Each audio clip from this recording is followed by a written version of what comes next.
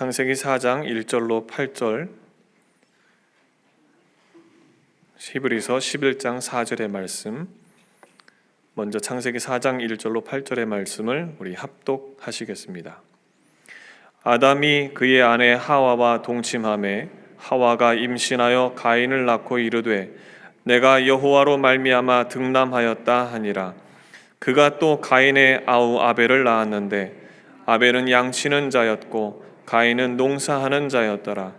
세월이 지난 후에 가인은 땅의 소산으로 제물을 삼아 여호와께 드렸고 아벨은 자기도 양의 첫 새끼와 그 기름으로 드렸더니 여호와께서 아벨과 그의 제물은 받으셨으나 가인과 그의 제물은 받지 아니하신지라.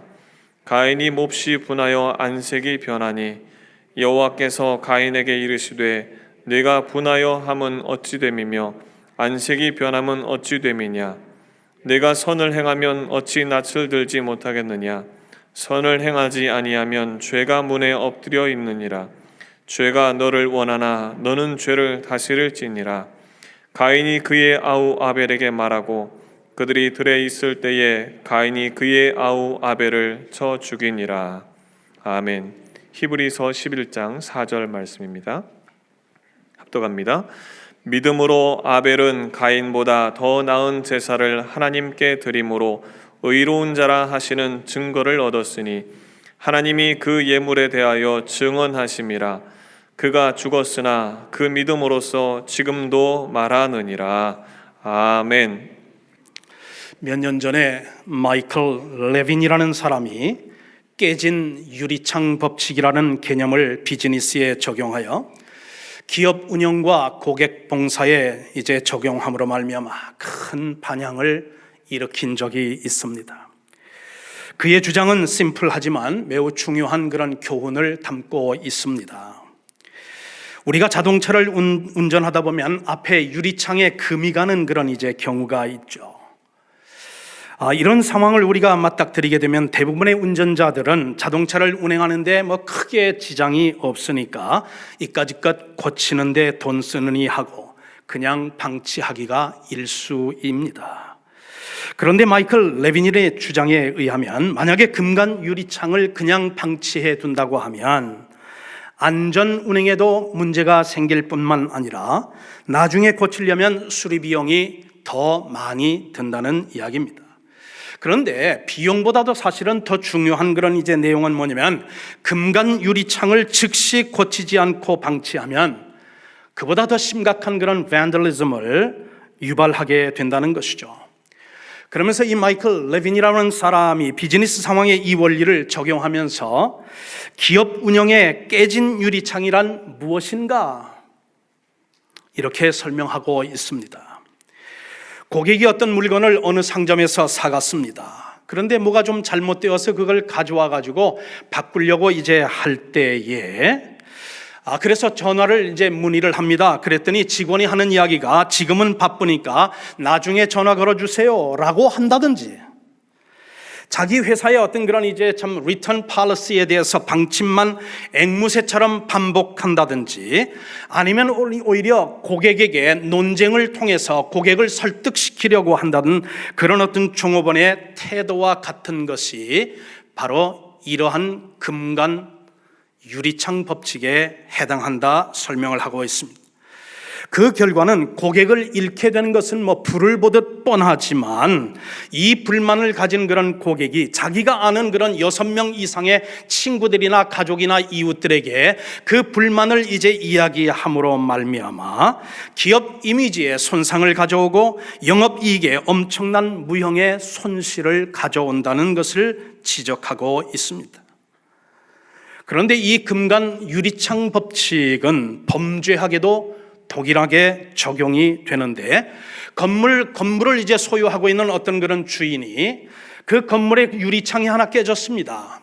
한 장 정도 괜찮지 하고 그 깨진 유리창을 그대로 그냥 방치하게 되면 무언의 어떤 메시지를 잠재적인 어떤 범죄자들에게 전달을 한다는 거죠. 아하, 이 건물 주인은 자기 사업과 그리고 건물에 별로 신경을 쓰는 사람이 아니구나라고 하는 그런 메시지를 전달하게 되면서 이것이 나중에 유리창 하나 깨어지는 것으로 끝나는 것이 아니라 나중에는 절도와 그리고 무장강도와 심지어는 더 이제 극한 상황 속에 살인으로까지 확산될 수도 있다는 것을 경고해 주고 있습니다. 그러므로 이 마이클 레빈의 깨진 유리창에 대한 처방이 무엇이냐면 금이 간 것을 발견하는 즉시 그것을 고치라는 것입니다. 그 유리창이 많이 깨졌다면 그걸 리플레이스를 하고 금이 간 게 있다면 그것도 또한 고치라고 하는 것입니다. 만약에 그렇게 하지 아니한다면 더 큰 문제, 어떤 건물의 훼손을 초래할 수 있으니 수리가 간단하고 비용도 이제 적게 드는 그때에 이 깨진 유리창을 바꾸라 하는 것입니다. 마이클 레빈의 이 깨진 유리창 법칙은 여러분 영적인 생활에도 그대로 사실은 적용될 수가 있다는 것이죠. 왜 하나님께서는 예배를 잘못 드려 얼굴에 안색이 변하고 있는 그런 가인을 즉각적으로, 성경에 보니까 오늘 읽은 본문 말씀 보니까 가인에게 우리 하나님께서는 즉각적으로 찾아가셨습니다. 왜 그러셨을까요? 전지전능하신 하나님께서는 가인의 마음에 유리창이 깨졌어요. 마음의 어떤 그런 평정의 그 유리창에 금이 가고 깨어진 것을 미리 아시고 더 큰 이제 범죄를 예방하시기 위해서 우리 하나님께서는 마음의 근간 가인을 찾아갔다 하는 것입니다.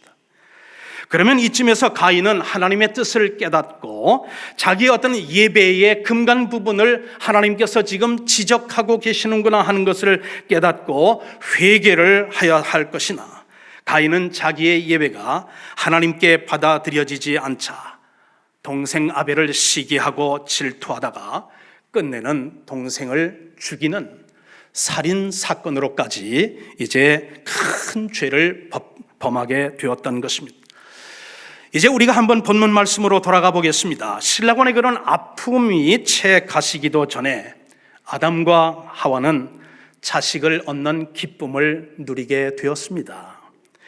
하와는 이 사실, 아들을 얻었다는 이 기쁜 사실이 너무도 기쁘고 감사해서 이렇게 참 그 기쁨을 표현하고 있죠. 내가 여호와로 말미암아 등남하였다라고 말입니다. 이렇게 아담과 하와는 가인과 아벨이라는 두 아들을 얻었습니다. 그러나 그들의 행복은 불행하게도, 그들의 기쁨은 불행하게도 오래 가지를 못했습니다. 형 가인이 동생 아벨을 쳐 죽이는 전속살인의 그런 끔찍한 사건으로 말미암아 인류 최초의 그런 이제 가정이 파괴되었고 인류 최초의 부모된 아담과 하와가 큰 불행과 고통을 경험해야만 했습니다. 본문을 우리가 이제 해석을 할 때, 본문을 또한 우리가 읽을 때에 주의해야 할 것이 하나 있습니다. 그것은 무엇이냐면 우리는 흔히 이 본문을 대할 때 하나님은 왜 아벨의 재산은 받으시고 가인의 그런 어떤 재산은 받지 않으셨는가, 뭔가 불공평하다, 그렇게 이제 거기에 우리가 포커스를 맞추는 경우가 왕왕 있습니다. 그러나 그것은 동전의 한 면만 보는 것과 같습니다.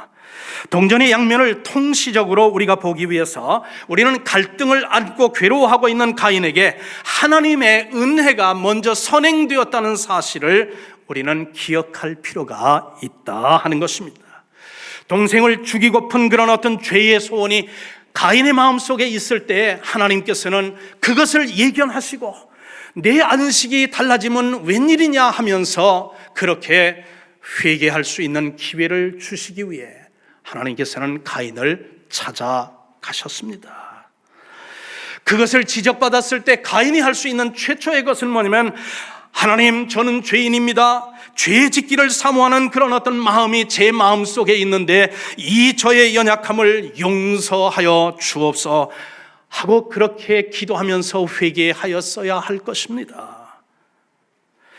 죄를 어떤 사모하는 마음과 죄를 다스리고자 하는 마음이 동시에 가인의 마음 속에 있었을 때에 하나님께서 찾아가서 안색이 왜 변하느냐라고 물을 때에 죄를 짓고자 하는 그 마음을, 죄를 다스리고자 하는 마음으로 그걸 억누르고 하나님 앞에 회개하며 자기의 잘못을 회개하여야 하는가, 그것이 가인이 사실은 해야 할 일이었다 하는 것입니다. 가인은 이 상황에서 죄를 짓고자 하는 마음을 하나님께서 주신 마음이 아니라 사단으로부터 온 유혹임을 깨달았고, 그래서 인류의 첫 가정에 엄청난 그런 불행과 아픔을 안겨주려는 사단의 무서운 그런 흉계가 여기에 담겨져 있음을 깨닫고 하나님 앞에 엎드렸어야만 하였습니다. 그러나 불행하게도 가인은 하나님의 그런 간곡한 권면에도 불구하고 회개는커녕 분노와 증오심 가운데 안색이 변하고, 그리고 또한 이제 얼마 후 동생을 들판으로 유인하여 돌로 쳐 죽이고 말았습니다. 왜 이런 일이 발생하였는지 그 발단부터 한번 묵상해 보도록 하겠습니다. 왜 하나님은 아벨의 제사는 받으시고 가인의 제사는 받지 않았느냐 하는 이슈입니다. 오늘 본문에 등장하는 가인과 아벨은 인간들이 하나님께 나아가는 두 가지 길이 있음을 최초로 우리에게 예표하는 두 사람을 예표하고 있습니다. 첫 번째 길은 하나님의 방법이고 다른 하나는 인간의 방법임을 말이죠. 먼저 인간이 고안해낸 방법을 묵상해 보겠습니다. 에덴 동산에서 아담과 하와가 죄를 범한 후에 그들은 즉시 자신들의 죄와 수치를 가리기 위해서 기발한 그런 방법을, 그것을 동원하였습니다. 그것이 무엇이었습니까? 여러분이 아십니다. 제가 알아요. 무화과나무 잎을 엮어서 치마를 만들어 자신들의 그 수치를 두르는 것이었습니다. 성경은 이 광경을 이렇게 표현하고 있죠. 이에 그들이 눈이 밝아져 자기들이 벗은 줄을 알고 무화과 나무 잎을 엮어 치마로 삼았더라 라고 그렇게 성경은 기록하고 있습니다.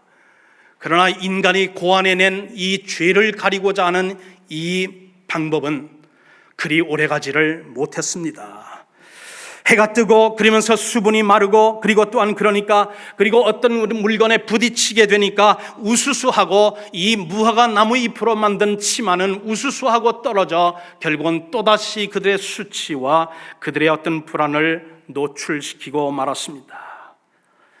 인간이 죄를 해결하기 위해서, 수치를 또한 이제 해결하기 위해 동원했던 방법은 애당초 에덴 동산에서부터 그것은 무기력하였고, 그리고 효과가 없는 것이었습니다. 그것은 잠정적으로는 그것을, 죄를 감출 수는 있지만 영구적인 방법은 아니었다 하는 것입니다.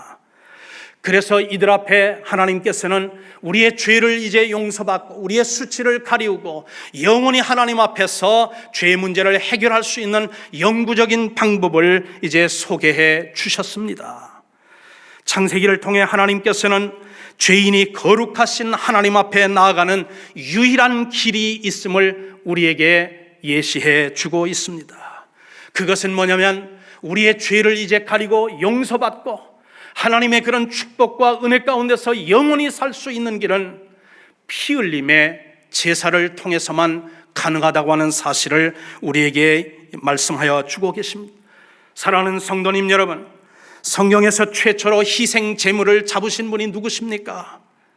성경에서 희생 제물로 죄 지은 인간의 수치와 그 죄를 가리워 주시고 용서해 주시고 씻어 주시기 위해서 또한 노력하신 분이 누구시냐 하는 것이에요. 바로 우리가 믿고 예배하는 하나님이셨습니다. 하나님께서 희생동물을 잡아 피를 흘리시고 그 가죽으로 아담과 하와를 위해 옷을 지어 입히셨는데, 성경은 이 대목을 이렇게 말씀하고 있습니다. 여호와 하나님이 아담과 그의 자를 위해서 가죽 옷을 지어 입히시니라 말씀하고 있어요. 이것은 인간의 죄악을 용서하기 위해 희생 제물을 최초로 제공하신 분이 오직 하나님이셨음을 우리에게 웅변적으로 알려주는 말씀입니다. 이로써 하나님께서는 에덴 동산에서부터 겟세마네 동산에 이르기까지 계속적으로 인류의 역사와 함께 반복되어질 가장 기본적인 원칙, 피 흘림이 없은즉 죄사함도 없다고 하는 이 기본 원칙 방법을 마련하셨던 것입니다. 이 길만이 죄를 지은 인간이 하나님께 담대히 나아갈 수 있는 유일한 길이요 하나님의 방법이었다 하는 것입니다. 이 일이 있은 후 하나님께서는 아담에게 이렇게 아마 그렇게 말씀하셨을 것입니다. 나에게 예배할 때는 반드시 희생동물의 피 흘림이 있어야 하느니라고 말이죠. 그것을 이제 받아들은 그런 아담과 하와는 자기 아들들에게 또한 가르쳤을 것입니다. 하나님 앞에 나아가려면 우리는 반드시 희생 제물이 있어야 되고 피 흘림의 그런 제사가 있어야 하느니라 가르쳤을 것이에요. 부모가 그렇게 하나님의 명령을 가르쳤을 것입니다. 그런데 오늘 본문을 보니까 가인은 아버지와 어머니의 그 교육을 받아들이지를 않았다고 하는 것입니다. 우리가 마땅히 죄로 말미암아 죽을 수 없는 그런 이제 상황에 있었지만 하나님께서 우리에게 이 피 흘림의 제사를 통해서 우리를 하나님 앞에 담대히 나아갈 수 있는 길을 열어주셨으니 아들들아, 너희들은 어떠한 상황에서든지 하나님 앞에 예배 드릴 때에는, 너희들이 하나님 앞에 이제 제물을 드리고 예배를 드릴 때에는 반드시 피 흘림의 제사가 있어야 하느니라 가르쳤을 것이다 하는 것입니다. 그럼에도 불구하고 가인은 하나님께서 하라고 하신 방법을 제쳐놓고 자기 생각으로 이렇게 해도 괜찮아 라고 하면서 하나님께서 정하신 제물이 아니라 자기의 방식대로 제물을 준비하여 제사를 드렸던 것입니다. 하나님께서 금하신 선악과를 따먹어도 괜찮겠지 하는 그런 이제 행동함으로 죄를 지었던 그 부모 아담과 하와처럼 가인도 피 흘림이 없은즉 사함이 없느니라는 이 말씀을 그냥 소홀히 여기면서 하나님의 방법을 제쳐놓고 자기의 방법으로 예배를 드렸기 때문에 하나님 앞에 나아갈 수 있는 길이 막혔고 그의 예배와 제물은 하나님 앞에 거절되었던 것입니다. 가인이 드린 것은 무엇입니까? 성경은 말합니다. 가인은 땅의 소산으로 제물을 삼아 여호와께 드렸다라고 말입니다. 농사는 사실 가인으로서 땅의 소산으로 제물을 삼아서 드린 것은 얼핏 보아서는 아무런 하자가 없어 보입니다. 그렇지 않습니까? 그러나 가인의 제물에는 피 흘림의 그런 이제 생략이 되어 있었다고 하는 사실이죠. 가인의 제물에는 희생 제물의 피 흘림이 생략이 되었다 하는 것입니다.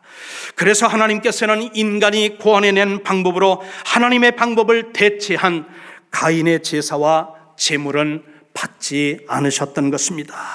여러분, 가인의 어떤 그런 예배가 빗나가자 그의 인생은 영원히 빗나가고 말았다는 사실을 우리는 꼭 기억할 필요가 있습니다.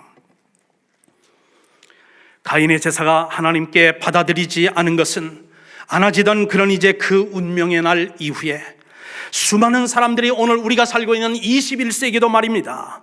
지금도 가인의 길을 따르고 있는 사람들이 있습니다. 인간이 하나님 앞에 나올 때 자신의 선한 성품이나 행위를 의지함으로 하나님 앞에 자신이 받아들여지기를 원하는 그런 마음을 가지고 예배하는 사람들은 지금도 가인의 길을 뒤따르는 가인의 후예들이다 하는 사실을 우리는 기억할 필요가 있다 하는 것입니다. 반면에 아벨은 무엇으로 하나님 앞에 드렸습니까? 성경은 말합니다. 아벨은 자기도 양의 첫 새끼와 그 기름으로 제물을 삼아 하나님께 드렸다고 말입니다. 양치는 그런 아벨은 양을 희생 제물 삼아 그 기름과 함께 피 흘림이 있는 제사를 하나님 앞에 드렸던 것입니다. 그래서 하나님께서는 아벨의 그런 제사와 또 아벨이라는 그 예배자의 그 예배를 기쁘게 받으셨다고 하는 사실입니다. 얼핏 보기만 하면 누구의 재산은 받고 누구의 재산은 받지 않는 이 문제의 발단이 하나님의 변덕스러움에 있는 것처럼 보일 수가 있습니다. 얼핏 보면 말입니다, 문제의 시발이 하나님의 어떤 차별의식에 있다고 그렇게 생각할 수도 있을 것입니다. 그러나 본문의 전후 문맥과 성경 전체의 말씀을 우리가 종합해서 보게 되면 문제의 발단은 가인의 재물뿐 아니라 그의 예배를 드리는 태도에도 기인하고 있다는 사실을 우리는 간과할 수 없다 하는 것입니다. 여러분, 가인의 그런 제사에는 감사가 없었습니다. 피 흘림이 없었던 그것은 물론이와 감사도 없었습니다. 믿음으로 그 예배를 또한 이제 제물을 드리지도 못했다고 성경은 말하고 있습니다. 그런 반면에 아벨의 제사는 어땠습니까? 아벨의 제사는 성경을 보니 믿음으로 그는 하나님 앞에 이 예물을, 피 흘림이 있는 예물을 또한 이제 드림으로 하나님 앞에 예배 드렸다고 기록하고 있습니다. 히브리서 11장 4절 우리가 읽은 그런 본문을 보면 믿음으로 아벨은 가인보다 더 나은 제사를 하나님께 드림으로 의로운 자라 하시는 증거를 얻었다라고 말합니다. 그런데 여러분, 오늘 여러분과 제가 함께 성경을 한번 열어보십시다. 오늘 읽은 본문 말씀 히브리서 11장 4절을 다시 한번 여러분 열어주시고 그 다음에 나오는 이야기를 한번 주목해보자 하는 것이에요. 여러분, 그래서 우리 11장 4절을 찾아주십시오. 그래서 우리 다 같이 한 목소리로 이 11장 4절 본문을 다시 한번 읽겠습니다.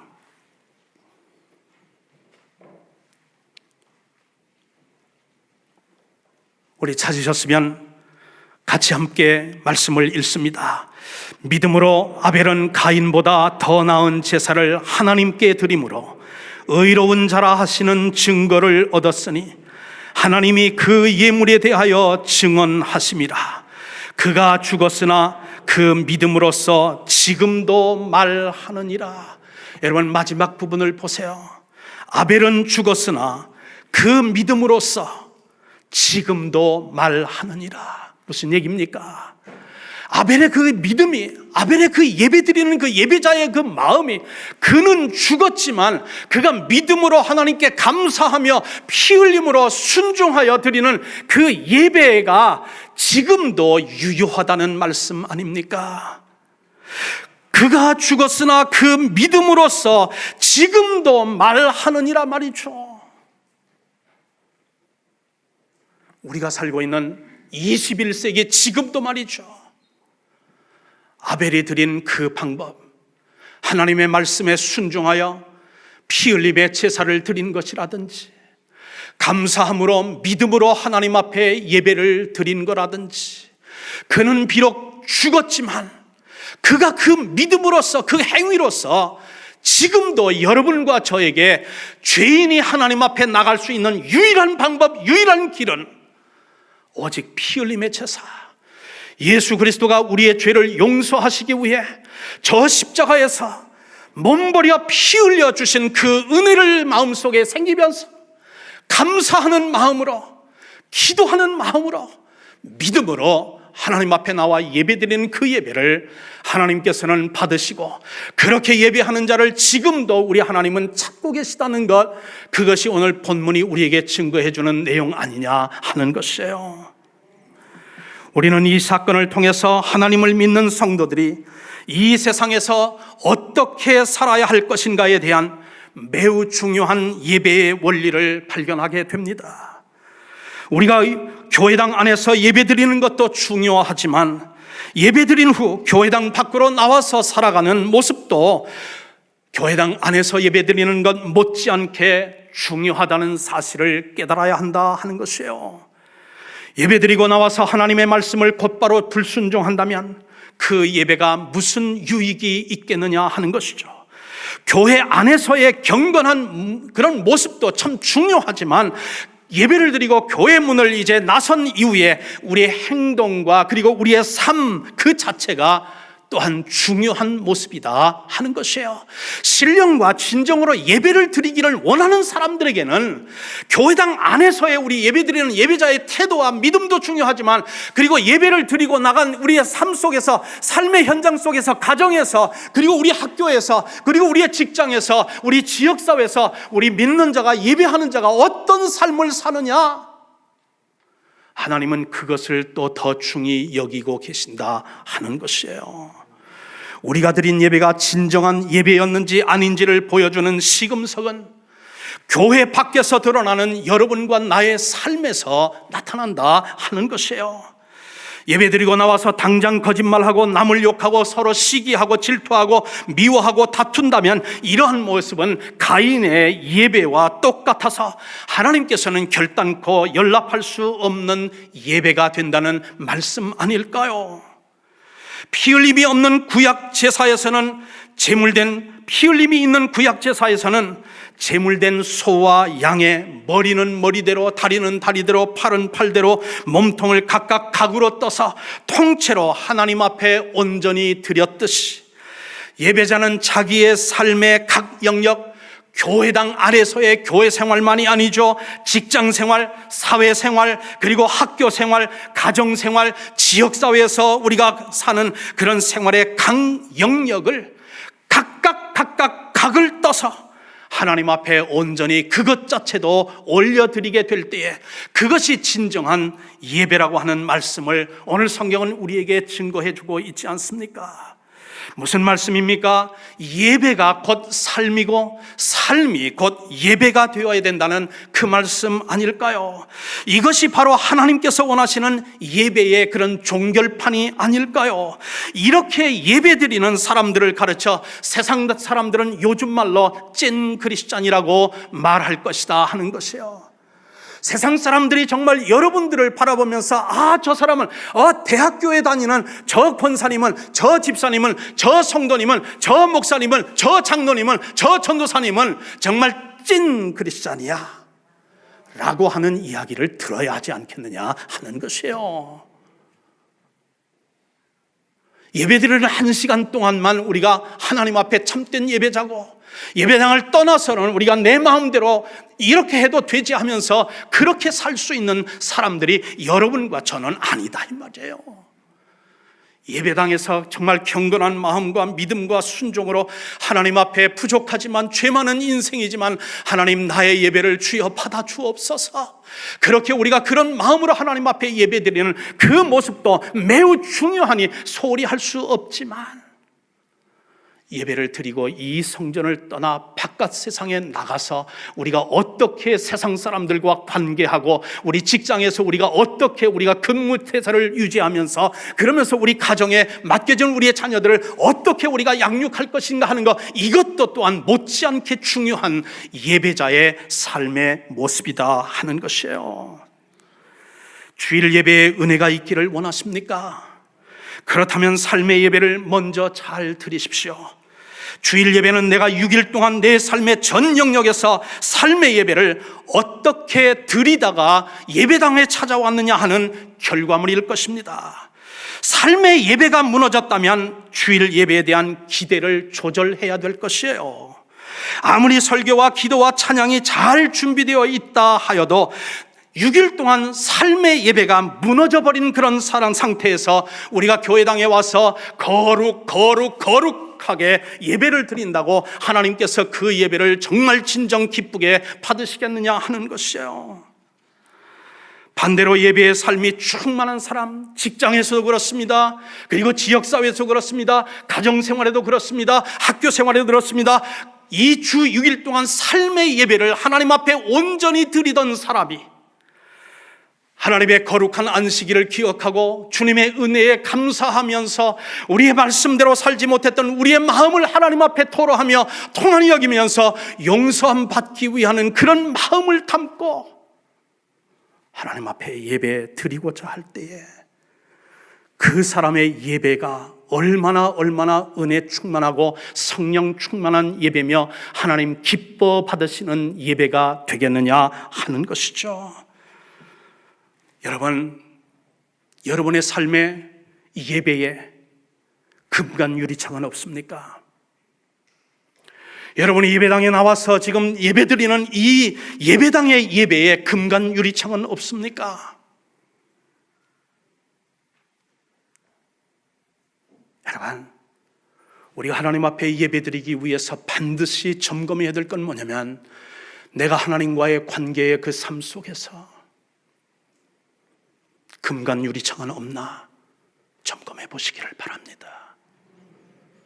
그리고 그것이 발견되더라 주저하지 마시고 지체하지 마시고 바로 고치세요. 바로 잡으십시오.